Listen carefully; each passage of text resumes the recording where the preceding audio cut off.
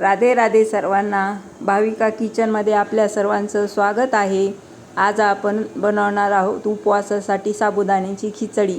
त्यासाठी मी साबुदाणा भिजवून घेतलेला आहे, बटाटे बारीक चिरून घेतलेले आहेत, शेंगदाणे भाजलेले आहेत ते घेतलेले आहेत आणि हिरवी मिरची घेतलेली आहे. साईडला मी कढई गरम करून त्यामध्ये शेंगदाण्याचं तेल घेतलेलं आहे आणि त्यामध्ये गरम झाल्यानंतर हिरवी मिरची आणि बटाटा ॲड केलेला आहे.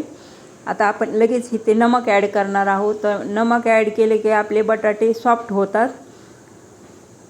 त्यासाठी थोडंसं चवीपुरतं नमक घालायचं आहे आपल्याला आणि ह्यावर ताट झाकून ठेवायचं आहे. अशा प्रकारे मी ताट झाकून ठेवलेले आहे. आता 1-2 मिनिट आपल्याला ते मऊ व्हायला लागतात. तोपर्यंत आपण जे शेंगदाणे भाजले होते त्याचा कुट्टा करून घेणार आहोत. इथे शेंगदाण्याचा कुट्टा आपल्याला आबडधोबड करून घ्यायचा आहे, जास्त बारीक घ्यायचा नाही आहे.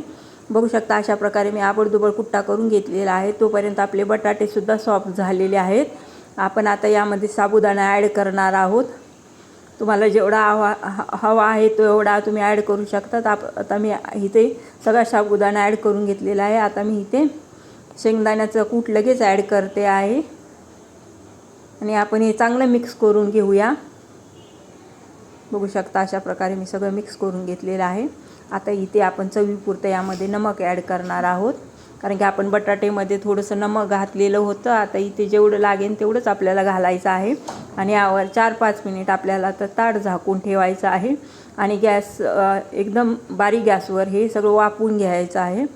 आता 4-5 मिनिटानंतर आपण एकदा चेक करून घेऊया. बघू आता आपण चेक करून बघितल्यावर साबुदाणा आपला सॉफ्ट झालेला आहे. त्यामध्ये मी शेंगदाण्याची चटणी आणि बासुंदी घेतलेली आहे. बासुंदीचा व्हिडिओ आपण टाकलेला आहे.